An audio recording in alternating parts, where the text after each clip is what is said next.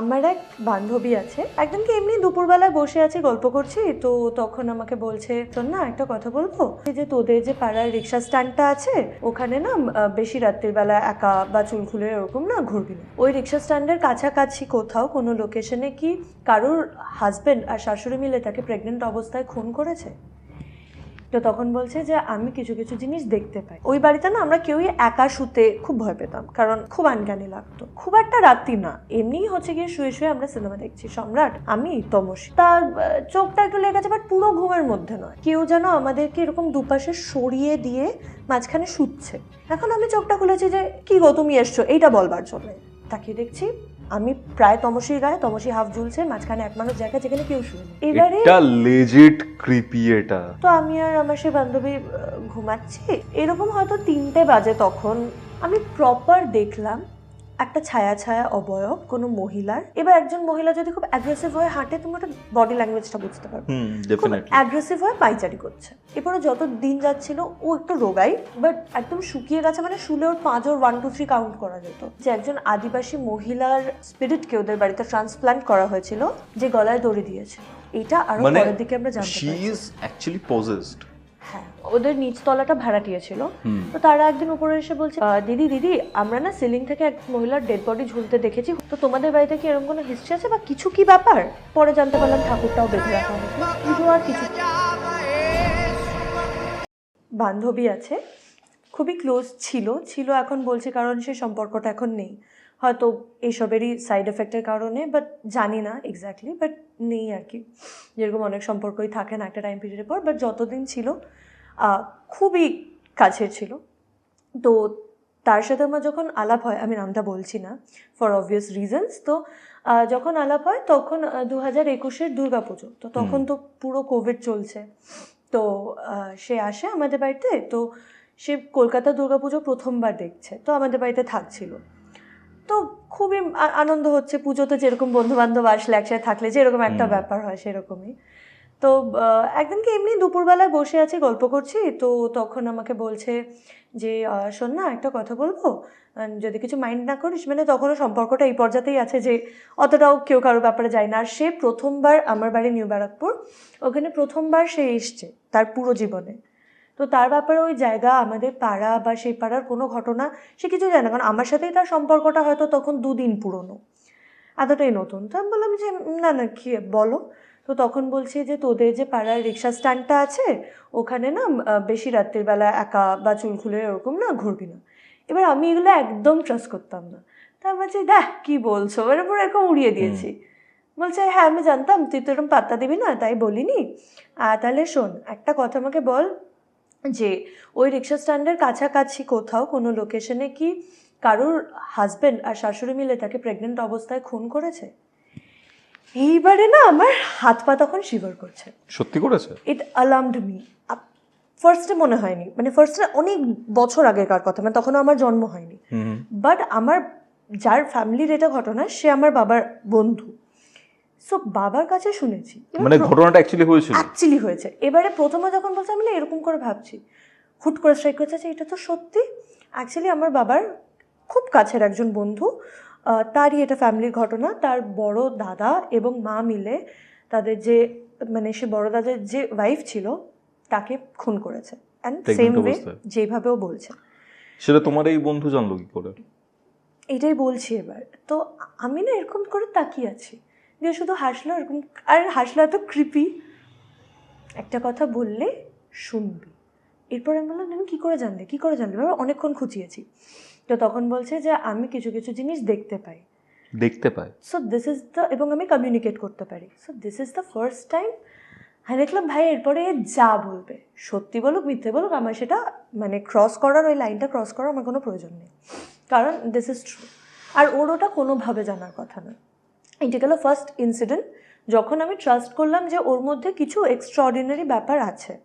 এরপরে নিউমারাস ছোট ছোট ঘটনা হয়েছে যেখানেও কিছু কিছু জিনিস বলেছে যেটা অ্যাবসলিউটলি ঠিক। একদিনকে আমাদের বাড়িতে বসে আছে, তো আমাদের বাড়িতে না মাঝে মাঝে কি হয়, খুব রেয়ারলি হয় বাট হয়, হুটহাট একটু পায়ের আওয়াজ শুনতে পাওয়া গেল। তারপরে এখন রিসেন্টলি যেটা মাঝে মাঝে হয়, রাতে 3টের পরে যখন রেকর্ডিং করি, যেহেতু গল্প জাংশন একদমই নতুন একটা ইউটিউব জার্নি আমরা শুরু করেছি, সেটার রেকর্ডিং রাত্রিরে করি, কারণ গাড়ির নয়েজ হ্যানা ত্যানা যা হয় আর কি। তো রাতে 3টে অবধি ইটস অল ফাইন, কিন্তু 3টের পর থেকে রেকর্ড করছি, হয়তো কারোর একটা নিঃশ্বাস পড়ার আওয়াজ, কেউ পাশ থেকে হেঁটে হেঁটে চলে গেল, ওরকম খুব রেয়ারলি হয়, বাট হয়। এরকম না মাঝে মাঝে হয়, হয়তো ঘুমিয়ে আছি দুপুরে, মা বাবা থাকলে অতটা প্রবলেম না, বা আমার বাড়িতে দুটো কুকুর ছানা আছে, ওরা যদি রুমে থাকে তাহলে হয় না, বাট এন্টায়ারলি যদি একা থাকি তাহলে মনে হয় কিছু হার্মফুল না, জাস্ট মনে হয় হয়তো কেউ হাঁটছে, কেউ একটু পাশে এসে বসলো, এরকম। আর একটা ইনসিডেন্ট হয়েছিল, আমি মাঝখানে ক্লে জুয়েলারি বানাচ্ছিলাম, এমনি মানে শখ হয়েছিল বানানোর। তো আমি খুব একটা ভালো আঁকতে পারি না, মানে কেউ যে খুব ভালো আর্টিস্ট তার হয়তো একটা যেটা আঁকতে 10 মিনিট লাগবে ওইটা হয়তো আমার 1 ঘন্টা লাগবে, এরকম আর কি। তো আমি একটা ছোট্ট পেন্ডেন্টের মধ্যে স্টারি নাইটটা এঁকেছিলাম ভ্যান গগের। তো এবার এঁকে আমি জাস্ট ওটাকে শুকায়নি, তো রংটা কাঁচা, তো আমি টেবিলটা যেখানে কাজ করছি ওখানটায় রেখেছি, ওই রুমেই, সেম রুমেই যেখানে আমি রেকর্ড করি ওই রুমেই কাজ করছি। তো ওটাকে রেখে জাস্ট তুলিটা ধোবো নীল রংটা, এবার সাদা রং দিয়ে কাজ করব। তো জাস্ট এইটুকু রুম, এখান থেকে বেরিয়ে জাস্ট ঘরে বাইরেই বেসিন। কতক্ষণ আমি ম্যাক্সিমামও ধরি 10 সেকেন্ড 15 সেকেন্ড, তার বেশি নয়। এসে দেখছি ওই পেন্ডেন্টটা নেই, নেই নেই তো নেই, কোথাও নেই। এখন আমি প্রথমে ভেবেছি কি যে ভুলোমন হয়তো কোথাও রেখেছি, খুঁজে খুঁজে খুঁজে পুরো ঘর খুঁজে ফেলেছি। এরপর আমি কান্না করছি, মাকে বলছি যে খুঁজে দাও, আমি এত কষ্ট করে রেখেছি, এটা আমাকে আবার করতে যাওয়া মানে এখন হিউজ টাইম। তো মা লাস্টে বিছানা এরকম শলা দিয়ে ঝাড়ছে, 2-3 বার ঝেড়েছে, কোনো নেই। আর মা বলছে ছাড় বাবা, হয়তো হারিয়ে গেছে, বাদ দে এই জিনিসটা, বাদ দে। তো এবারে মা তো চলে গেছে নিজের কাজে, মা কতক্ষণ এই প্যানপ্যানানিটা দেখবে, তো মা অবভিয়াসলি কাজে চলে গেছে। এখন আমি না বসে বসে শুধু কান্না করছি, তুলিটা হাতে নিয়ে আর বলছি যে দেখো যেই এটা নিয়ে থাকো প্লিজ এটা ফিরিয়ে দাও, আমি অত ভালো আঁকতে পারি না, আমি এটা খুব কষ্ট করে এঁকেছি। এবার লেজেটা আমি কাঁদছি বসে বসে, এবার ধরো 5-10 মিনিট এরকম কেঁদেছি বসে বসে। এবার তারপরে দেখলাম যে থাক, গেছে গেছে, আবার স্টার্ট করি, হয়ে যাবে। এরকম করে যে শুরু করতে আমি টেবিলের দিকে ঘুরেছি, দেখলাম এক্স্যাক্ট যেইভাবে আমি রেখে গেছিলাম ওটা ওইভাবেই রাখা। এন্টার টাইম পেলেই না। না না, মাই কোয়েশ্চেন ইজ, যদি কি আমি অন্য কোথাও রেখে গিয়েও থাকি, ধরো আমি ভুলে গেছি, রংটা কাঁচা অথবা ঝাড়াঝাড়ি হয়েছে, কিছু তো ঘাটবে, প্রপার এক্স্যাক্ট যেভাবে আমি রেখেছি। তো এরকম টুকরো টুকরো কিছু ঘটনা আমার বাড়িতে ঘটতো। তো এখন আমার সেই যে বান্ধবী, সে একদিনকে মাও ওকে বলছে যে আমাদের বাড়িতে কি কিছু আছে, মানে ওকে টেস্ট করার জন্য। তখন বলছে যে হ্যাঁ, একজন বয়স্ক ভদ্রলোককে দেখি, তারপরে বোঝা যাচ্ছে যে সেটা আমার দাদু, ও যাকে দেখে।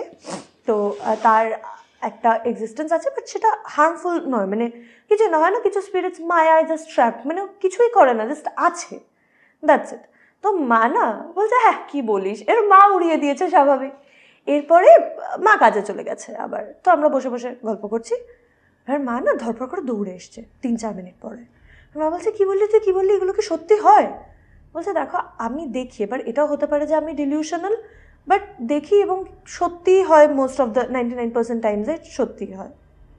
এখন মা বললো যে আমি জাস্ট ওই কলতলা আছে আমাদের একটা পুরোনো, ওটা আগে যখন পুরোনো বাড়ি ছিল, মানে এখন তো রেনোভেশন হয়েছে, তখন ওইটা আমাদের রান্নাঘর ছিল, মানে সেটা আমি দেখিনি আমার বাবার ছোটোবেলায়, ওইটা এখন কলতলা হয়ে গেছে, ওখানে ওয়াশিং চলে। তো মা বলছে ওখানে আমি একা একা বসে বসে বাসন মাজছিলাম, তো এরকম হঠাৎ করে ঘুরে দেখছি কি যে ওখানে একটা পায়ের পাতা, জাস্ট মানে তাকিয়েছে, শুধু দেখলো একটা পায়ের পাতা হেঁটে চলে গেল, তার উপর একটা নীল লুঙ্গি, আর আমার এন্টায়ার ফ্যামিলিতে আমার দাদুই শুধু লুঙ্গি পরতো। তো এইভাবে ওর সাথে আমার আলাপের ইনিশিয়েশন, এরপরে সম্পর্ক স্বাভাবিকভাবে গভীর হয়েছে, আমি খুব স্নেহ করতাম, সে বান্ধবীও আমাকে খুব স্নেহ করতো। এরপরে তার বাড়িতে যাওয়া আসা, তার আমার বাড়িতে যাওয়া আসা, সব তো লেগেই আছে। তো ওর বাড়িতে খুব উইয়ার্ড জিনিসপত্র শুরুতে, যখন মানে 2 বছরের ঘটনা, বাট শুরুর দিকে না অত হিউজ কিছু ঘটেনি, শুরু থেকে ছোট ছোট ছোট ছোট জিনিস হতো। শুরুতে একদিন যেটা ফার্স্ট সব থেকে আমার স্ট্রাইকিং লেগেছে, এমনি নয় ঘরে কেউ হাঁটছে, দরজাটা খুলে যাচ্ছে, হ্যাঁ যেগুলো আমরা সিনেমাতে দেখি, হ্যাঁ ওরকম আওয়াজ পাচ্ছি, এগুলো বহুত হয়েছে, কিন্তু আমরা ভেবেছি ওগুলো তোমাদের কাছে ক্যাজুয়াল হয়ে গেছে, তো ঠিক ওকে। আর ওদের বাড়িতে একটা কালী মূর্তি আছে, তো তারও এক্সিস্টেন্স বোঝা যায়, তার মানে মুড বদলায়, আমরা এটা নিজেরা দেখেছি, তার মানে যদি ফ্যামিলিতে খুব খারাপ সময় চলছে বা ঝগড়া অশান্তি হচ্ছে, তার মুখটাও ভার হয়ে যায়, ও কন্যা রূপে তো ছোটদের মতো, মানে ও যে দুঃখ পাচ্ছে এটা তুমি ফিল করতে পারবে। তো মাঝে মাঝে ওই ঠাকুর ঘরে একটা স্মেল আছে, ওই স্মেলটা বাড়ির এদিক ওদিক পাওয়া যায়, মনে হয় কেউ এসে যেন পাশে বসলো, এইটাও আছে কিন্তু আবার। হ্যাঁ, এবং ওদের বাড়িতে একটা বেল গাছ আছে, যেখানে ওই বেল গাছে বেল ফলে এক্স্যাক্টলি ওই ঠাকুর ঘরে যে গন্ধটা, কোনো ধূপদীপের গন্ধ না, অদ্ভুত একটা সুন্দর ফ্র্যাগনেন্স, ওই বেল গাছের বেলেও কিন্তু ওই ফ্র্যাগনেন্সটা আছে। এটা খুব উইয়ার্ড। তো যাই হোক, ওদের বাড়িতে একটা ছাদ আছে, যেটা মানে মেন ছাদ না, পাশে একটা ছোট ছাদ আছে। তো ওইখানে আমরা ওই একটা চাদর, সেটার মধ্যে কাজ ফাজ করে অনেক ধুলোবালি হয়ে গেছে, তো আমরা ওখানে বসে আড্ডা দেবো, সিনেমা দেখবো। তো ওই চাদরটা নিয়ে গিয়ে ঝাড়তে গেছি বাইরে। আমার দাদা ছিল সেদিনকে ওখানে। তো দাদা বললো যে বোন, তোরা গিয়ে ওইটাকে ঝেড়ে আন চাদরটা বাইরে থেকে, এমনি চারকোনা করে ধরে এইভাবে যে ঝাড়ে, তাহলে একবারে নোংরাটা ছাদে চলে যাবে, আর বাকি যা জিনিসপত্র আছে আমি গুছিয়ে নিচ্ছি, তারপরে বসবো সিনেমা দেখতে, এরকম আর কি। ভর দুপুর, কোনো এটা রাত্রির মাঝরাত্রে এরকম কিছু না, ভর দুপুর 3টে ফিনটে বাজে, 3টে সাড়ে 3টে এরকমই হবে। তো আমরা গিয়ে এরকম, ও দুদিক থেকে ধরেছে, আমি দুদিক থেকে ধরেছি, এভাবে ঝেড়েছি। যে ওটা ঝেড়েছি, পুরো ছাদটা একটা সেই যে রক্তের একটা যে পচা গন্ধ হয় না কোনো মাংসের দোকান থেকে গেলে, বা যেরকম মুরগি ছাগল থেকে মাংস কাটলে যেরকম একটা মানে মাংসের দোকানে যেরকম একটা গন্ধ, পুরো ওরকম একটা গন্ধ হয়, সেটা এত স্ট্রং আমাদের গা গুলিয়ে উঠেছে। এর ওষুধ বললো ঘরে চল, ঘরে চল, ঘরে চল, এখানে থাকিস না, ঘরে চল, এরকম বলছে। তো ঠিক আছে, এবার ওর কথা তো আমি আর অমান্য করি না, ওই দিনের পর থেকে আমি ঘরে ঢুকে গেছি। ঢুকে গিয়ে এবার না, দাদা তো বুঝতেই পারছে আমাদের মুখ দেখে যে কিছুটা হয়েছে। তো বলছে যে কী হয়েছে, কী হয়েছে, কিছু কি হয়েছে? আর ওকে না আমরা বলিনি এটা টেস্ট করার জন্য যে এত কিছু এসব শুনছি বলে কি ডিলিউশন, মানে যেটা আজকালকার দিনে আমরা ছেলেমেয়েরা কি ডিলিউশন হলো নাকি সত্যি, আর আমরা ওকে না কিছু বলিনি। এখন ও ছাদে গেছে, এন্টারলি আমরা গিয়ে দেখছি কোনো গন্ধ নেই, নর্মাল, কিচ্ছু নেই। তো তখন বললো, তখন ওকে বললাম যে এরকম একটা হচ্ছে। আমি বলছি হ্যাঁ, তোরা শুধু ভূতের গল্প শুনিস, এই করিস ওই করিস, তোদের সাথে এগুলো হয়, আমার তো কই হয় না। এই যে বললো আমার তো কই হয় না, এইটা আমাদের পয়েন্ট টু বি নোটেড। খাটে বসে গেছি, এবার ও একটা সিগারেট জ্বালাতে যাবে। এর আগে ছাদে সিগারেট খাওয়া হচ্ছিল, তো ও দাদা কি করেছে, ধরো এটা ছাদ, বেশি দূর না, খাটটা একটুখানি, তো এরকম লাইটারটা ছুঁড়ে রেখেছে। এবার সেটা মাটিতেও পড়েনি, কিছুই হয়নি। তো আমার ওই বান্ধবী শুধু আমার দাদাকে বললো যে এই লাইটারটা দিয়ে না সিগারেটটা ধরাস না। বললো কেন, কেন ধরবো না, কী হয়েছে, হ্যাঁ তোদের ফালতু কথা, এরকমই বলে যাচ্ছে কনস্ট্যান্ট না। বললো আসলে ওইটা ফেটে গেছে, তো গ্যাস লিক করছে। তুই বললি না যে এগুলো কিছু হয় না, এগুলো আমার বাড়িতে বসে আর বলিস না, একটু প্রবলেম আছে। এরপর সত্যি নাকের সামনে নিয়ে যখন গন্ধ শুকছে, দেখছে গ্যাস লিক করছে ওটার থেকে। এরপর আমার দাদা ওর কথা অমান্য করা বন্ধ করে দিল। আমরা ফ্যান হয়ে গেছি, এবার যা বলে তাই করি, কোনো দ্বিতীয় কথাবার্তায় আর যাই না। তো এইটা একটা ঘটনা ঘটলো। এরপরে এরকম বহুদিন গেছে যে আমরা রুমে বসে নর্মাল আড্ডায় আর কি মারছি, দরজাটা নিজে নিজে খুলে যাচ্ছে। কিন্তু খুলে কীরকম যাচ্ছে, মানে খুলে মনে হচ্ছে কি উকি মারছে আস্তে করে, এরকম। এইগুলো একদম শুরুর দিকে হচ্ছিল। এইবার একদিনের একটা রিমার্কেবল ঘটনা, মানে এরকম টুকরো ঘটনা যে কত ঘটেছে যে আমরা ইউজ টুই হয়ে গেছি। লাস্ট এরকম বলতাম, এই আবার শীতকালে দরজা খুলছে, কেন খুলছিস ভাই, শান্তিতে বসতে দে, এইসব বলতাম আমরা, যে তুইও আছিস শান্তিতে, আমাদেরও থাকতে দে, সিনেমা দেখছি কতবার উঠবো, এতটাই ইউজ টু হয়ে গেছি। হ্যাঁ, আমরা দেখছি ও আছে আমরাও আছি, কি আর হবে, আমার দাদুও তো থাকে আমার বাড়িতে, এরকম একটা পর্যায়ে চলে গেছি আমরা। তো এটা নিয়ে আমরা বেশি আর মাথা ঘামাতাম না, আমরা জানি আছে কেউ, মেয়েটা একটু সাইকিক টাইপের ছিল। হ্যাঁ প্রচন্ড, ওর প্রচুরবার মিলিয়ে দিয়েছে, নিউমারাস টাইমস। এখন এবার কি হয়েছে, ওদের বাড়িতে গেলে না আমার তো এমনি মাইগ্রেন আছে, কিন্তু ওইটা খুব বেড়ে যেত, মানে এত বেড়ে যেত যে বলার নয়, মনে হতো মাথা ব্যথা কেটে বাদ চলে যাবে, এত ব্যথা হতো। তারপরে মানে ওদের বাড়িতে গেলে যাই শরীর খারাপ, ধরো জ্বর হয়েছিল একবার, সেটা 105-এ চলে গেছিলো। একবার গ্যাস্ট্রিক পেন হয়েছিল, সে ডক্টর ডেকে ওষুধ খাইয়ে আমাকে সারাতে হয়েছে।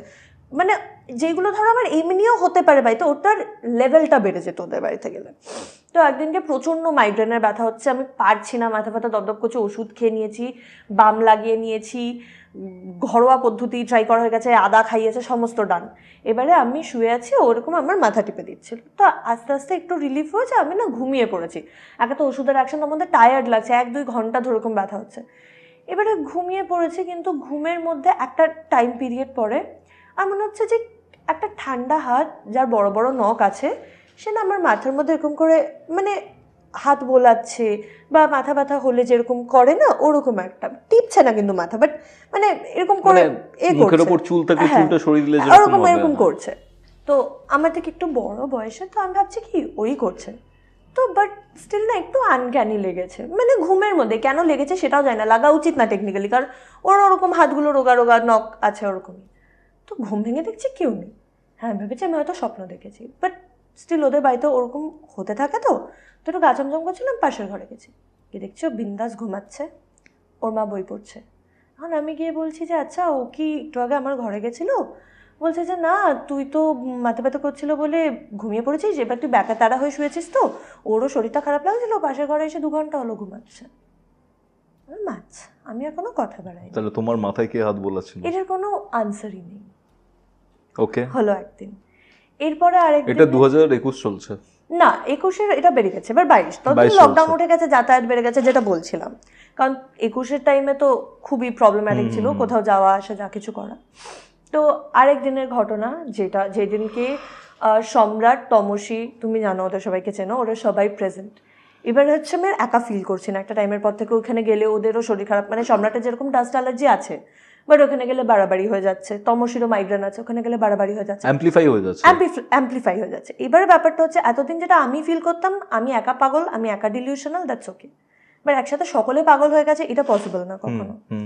তো ওরাও ছোট ছোট হন্টিং ফিল করেছে, এই আওয়াজ হলো, ওই সে চলে গেল, এরকম আওয়াজ ওরকম আওয়াজ, এটা তো নর্মাল, ও হতে থাকে। এটা হচ্ছে তারপরে না ওদের বাড়িতে সন্ধে নেমে গেলে মনে হতো যে খুব ডিপ্রেশন লাগছে, মানে এতজন বন্ধু বান্ধব একসাথে রয়েছি, যেটা হঠাৎ করে নর্মাল নয়, আড্ডা মারছি, গান হচ্ছে, সিনেমা দেখছি, সানডে সাসপেন্স শুনছি, হানা টানা করছি, তার মধ্যে ডিপ্রেসিং লাগার কোনো বিষয় নেই না, কিন্তু মানে খুব লো লাগতো, ডিপ্রেসিং। সম্রাট শুধু বলতো চল চা খেতে চাই, চল চা খেতে চাই, এরকম। মানে ওখান থেকে বেরোতে চাইতো। হ্যাঁ, এবং ও অনেকবারই বলেছে যে আমার না খুব নেগেটিভ লাগে এখানে আসলে। তো আমি না যাতে ভয়টা বৃদ্ধি না পায় কারণ মধ্যে বলতাম ঠিক আছে ও কিছু ব্যাপার না, ও কিছু ব্যাপার, এইভাবে আমরা সহজাত হয়ে গেছি সকলে। তুমি ইনিশিয়ালি যখন যেতে তখন তোমার নেগেটিভ লাগতো? ইনিশিয়ালি যখন গেছি, এ দেখো 22-এ কিন্তু ইনিশিয়ালি যেতে শুরু করেছি, প্রথম দিকে অতটা নেগেটিভ লাগতো না, প্রথম দিকে না প্রকোপটা অনেক কম ছিল, তখন ওই ছোট ছোট কো এক্সিস্টেন্সগুলোই বুঝতে পারতাম, বাট খুব যে সেখানে লো লাগছে সেরকম কিছু না। ওকে, কিন্তু এটা পরের দিকে আস্তে আস্তে আমরা সবাই ফিল করতে শুরু করি, মানে যত ওখানে লোকের আনাগোনা বেড়েছে তত প্রকোপটাও বেড়েছে, এইটা আর কি ব্যাপারটা। এই ব্যাপারে আমি লাস্টে কিছু বলবো। হ্যাঁ, তো এখন একদিনকে এরকম হয়েছে, ওই বাড়িতে না আমরা কেউই একা শুতে খুব ভয় পেতাম, কারণ খুব আনক্যানি লাগতো। তো এমনি খুব একটা রাত্রি না, এমনিই হচ্ছে গিয়ে শুয়ে শুয়ে আমরা সিনেমা দেখছি, সম্রাট, আমি, তমসী। এরপরে চোখ লেগে গেছে, তো একটু চোখ সবারই লেগে গেছে। তমসী, আমি আর সম্রাট একটা যদি 3 জনের শোয়ার মতন বেড হয়, একটা মোটামুটি ডিস্টেন্স, যেরকম একটা কমফর্টেবল ডিস্টেন্স, তা চোখটা একটু লেগে গেছে, বাট পুরো ঘুমের মধ্যে নয়। তো হঠাৎ করে এরকম মনে হচ্ছে যে কেউ যেন আমাদেরকে এরকম দুপাশে সরিয়ে দিয়ে মাঝখানে শুচ্ছে। এবার আমি ভেবেছি যে আমার ওই বান্ধবী, ও শিওর ও পাশের রুমে ছিল, হয়তো এখানে এসছে, একটু পরে আমরা উঠবো, জানে আড্ডা মারবে, আমরা তো জাস্ট একটু ইন বিটুইন ঘুমিয়ে গেছে, মানে এরপর ডিনার বাকি, উঠবো, আড্ডা মারবো, সব কিছু। এখন আমি চোখটা খুলেছি যে কি গো তুমি এসছো এইটা বলবার জন্য, তাকিয়ে দেখছি সম্রাট দেওয়ালের দিকে একদম ঘেসে গেছে, আমি প্রায় তমসীর গায়ে, তমসী হাফ ঝুলছে, মাঝখানে এক মানুষ জায়গা যেখানে কেউ শুয়ে নেই। এবারে এটা লেজিট ক্রিপি। এটা আমি না, এবার আমি ওদেরকে না বলতে পারছি না জিনিসটা, ওদেরকে যে তুলে বলবো তাহলে আরো ভয় পেয়ে যাবে সবাই, ডেফিনেটলি। এবার ভয় বেড়ে গেলে না তখন জিনিসটা আরো ক্রিপ্ট আউট। আর ভয় জিনিসটা না মানে এটা হিস্ট্রির মতো সবার হ্যাঁ, সবাই ট্রান্সফার। এটা ছোঁয়াছে, এক্স্যাক্টলি। আর জন্য না আমি কিছু বলিনি। তো এবারে ঘুম ভেঙে গেছে, তো আমি উঠে সিরিয়াসলি দেখছি যে সম্রাট একদম ও দেয়ালের দিকে শোয়া, দেয়ালের সাথে সেটে গেছে, আর তমসীর গায়ে আমি সেটে গেছি, তমসী অলমোস্ট ঝুলছে, আর মাঝখানে এক মানুষ জায়গা যেখানে অ্যাকচুয়ালি কেউই শুয়ে নেই। তো প্রচণ্ড ভয় লাগলো, এবং আমি ওদেরকে ডেকে আর এটা বলিনি যে এরকম এরকম হয়েছে, কারণ বললে না ভয়টা আরও বেড়ে গেলে সবাই তখন নার্ভাস প্যানিক ফিল করবো। তো আমি দেখলাম ঠিক আছে, মানে ঠিক ওকে, আমি শুধু তমসীকে ডাকলাম কারণ ও ঝুলছে খাটের বাইরে। তো আমি বললাম যে একটু ওর ভাই একটু সরে আয়, ঠিক হয়েছো? বললো কিছু হয়েছে? না না, তুই জাস্ট পড়ে যাচ্ছিলি, আমি তো ঘুমাইনি, ঘুম আসছিল না, তো তাই ডেকে তুললাম। এবার তারপরে সম্রাটকে, মানে ও ঘুমের মধ্যে ওকে একটু টেনে টেনে ঠিকঠাক করলাম, তমসী শুলো। এবারে এরা তো জানেই না কি হয়েছে, তমসী আবার ঘুমিয়ে গেছে, ঘুমের মধ্যে উঠেছে, সরেছে, আবার শুয়ে পড়েছে। এবার আমি এক হাতে তমসীর হাতে ধরেছি, এক হাতে সম্রাটের হাতে ধরে এবারে না করে জাস্ট শুয়ে আছি, যেমন কি হলো আমাদের সাথে। এটা গেল আরেক দিনের ঘটনা। তো এরপরে তো আবার যথারীতি এইগুলো আওয়াজ টাওয়াজ হওয়াটা চলছে, দ্যাট ইজ কনস্ট্যান্ট। একদিনকে আমরা যেরকম বসে আছি ঘরের মধ্যে, ট্রান্সফর্মার বাস্ট করলে যেরকম জোরে আওয়াজ হয়, সেরকম একটা জোরে আওয়াজ ওদের ডাইনিং প্যাসেজের মধ্যে। আমরা স্বাভাবিকভাবেই ভেবেছি পাড়ার ট্রান্সফর্মার গেছে, কিন্তু দেখলাম কোনো লাইট ফ্লিকার, ইনভার্টার আছে বাট একবার বন্ধ হয়ে তো অন হবে, কিছু তো হবে এফেক্ট সেটা। সবই ঠিক আছে। পাড়ায় আরও কটা বাড়িতে ফোন করা হলো যে কিছু কি হয়েছে, বা পাশের মানে হয় না অনেক সময় ফেজ আলাদা হয়, হতে পারে তাতে আমাদের বাড়ির দিকের ফেজটা না ওদের অন্য পাড়ার। বলছে না অ্যাবসলিউটলি নর্মাল। বলছে কোনো আওয়াজ শুনতে পেরেছো তোমরা? প্রতিবেশী একজনকে ফোন, না কিছুই না, নাথিং। আমরা কিন্তু সকলে শুনেছি আওয়াজটা, আমার ওই বান্ধবী, তার মা, আমি। সেদিনকে সম্রাট তমসিনী, মানে এটা আরেক দিনের ঘটনা। বাইরে বাইরে দেখছি absolutely normal, there is nothing. হয়ে গেল। এরপর থেকে থেকে ওদের বাড়িতে গাঁজার গন্ধ পাওয়া যেত, উইচ ইজ অ্যাবনর্মাল ওদের বাড়িতে, কারণ কেউ উইড খায় না ওখানে। নিচে ভাড়াটিয়ারা ছিল, তারাও কেউ খেত না, এবং আমরা নিচে গিয়ে দেখেও এসেছি এরকম কিছু হচ্ছে কিনা বা রাস্তায়। এবং ওদের বাড়িটা খুব নির্জন, ওখানে লোকজনও কম, কেউ নেই, কিচ্ছু নেই, নাথিং। পুরো বাড়িতেও না, শুধু সিঁড়ির প্যাসেজটাতে এরকম একটা গন্ধ। এরপরে একদিনকে একটা গন্ধ পেয়েছি, কারোর বাড়িতে যদি ডেড বডি যখন থাকে, ওই যে একটা রজনীগন্ধা ফুল এবং কড়া ধূপকাঠির যে একটা গন্ধ মিক্স করে যে একটা গন্ধটা হয়, সেরকম একটা গন্ধ ফলো করছে। ইনফ্যাক্ট একদিনকে বাড়ি থেকে বেরিয়ে গেছি, চা খেতে যাচ্ছি, চায়ের দোকান অবধি সেটা আমাদেরকে ফলো করেছে, গন্ধটা। ফিরে এসে আমি তার মাকে বলছি যে কাকিমা এরকম কোনো স্মেল পেয়েছো? বলছে যে হ্যাঁ পাচ্ছিলাম, বাট কাউকে বলিনি, কিন্তু তোরা যখন বেরিয়ে গেলি না তারপর থেকে আর পাইনি। মানে ওটা অ্যাকচুয়ালি তার মানে স্মেলটা আমাদের ফলো করেছে, যেটা আমাদের মনে হয়েছে। এইরকম টুকটাক হন্টিংস এইগুলো হচ্ছে চলছে। এইবার একদিনকে আমরা ঘুমাচ্ছি, ঘুম থেকে উঠেছি, উঠে দেখছি আমার সেই বান্ধবীর নাকের এখান থেকে ব্লিড করছে, মানে রক্ত এরকম গড়িয়ে নামছে। তা আমি ভাবলাম কী হয়েছে, লেগে গেছে হয়তো ঘুমের ঘরে কিছু ব্যাপার। এর লাগলে, নাক থেকে রক্ত পড়ার মতন লাগলে একটা ব্যথা তো থাকবে। আমাকে বলছে কী হয়েছে গো, কী হয়েছে, তোমার কি নাকে ব্যথা করছে? বলছে কই না তো, কোনো তো ব্যথা নেই। এবার এরকম করে যখন দেখছে ব্লাড। কী করে হলো এর কোনো কারণ নেই। এরপরে যত দিন যাচ্ছিল ও একটু রোগাই, বাট একদম শুকিয়ে গেছে, মানে শুলে ওর পাঁচর 1 2 3 কাউন্ট করা যেত, এরকম একটা অবস্থা। সমস্ত ডাক্তার দেখানো হয়ে গেছে, হোমিওপ্যাথি, অ্যালোপ্যাথি, কবিরাজি, খতম সব। চুল, পায়ের মানে মাথার চুল থেকে পায়ের নখ অবধি সমস্ত টেস্ট হয়েছে, কিছু ধরা পড়ছে না। বিভিন্ন ডাক্তার, কেউ কিছু করতে পারছে না। কিন্তু টেস্টে যেটা বারবারই ধরা পড়েছে সেটা হচ্ছে ভিটামিন ডি এর ডেফিসিয়েন্সি আছে ওর বডিতে। বাট সেটাতে এইরকম হওয়ার কোনো কথা নয়। প্রচণ্ড পেটে ব্যথা হতো, সারাদিন ঘুম পেত, মাথা যন্ত্রণা, এরকম নানাবিধ ব্যাপার, বাট কিছু ধরা পড়ছে না। এরপরে আমি, সম্রাট, তমসে আমরা সকলে বসে আছি এবং ভাবছি যে এটা কি চলছে, এতগুলো দিন হয়ে গেল অসুস্থ হচ্ছে না, প্রায় 1 বছরের উপর অসুস্থ। এইভাবে আর কতদিন? একটা মেয়ে, তার তো একটা ফিউচার আছে, স্কুল কলেজ আছে, সমস্ত আছে, কোথাও যেতে পারছে না, উঠতেই পারে না, বাড়ি থেকে রোদে গেলে মাথা ঘুরে যায়, এরকম একটা কন্ডিশন।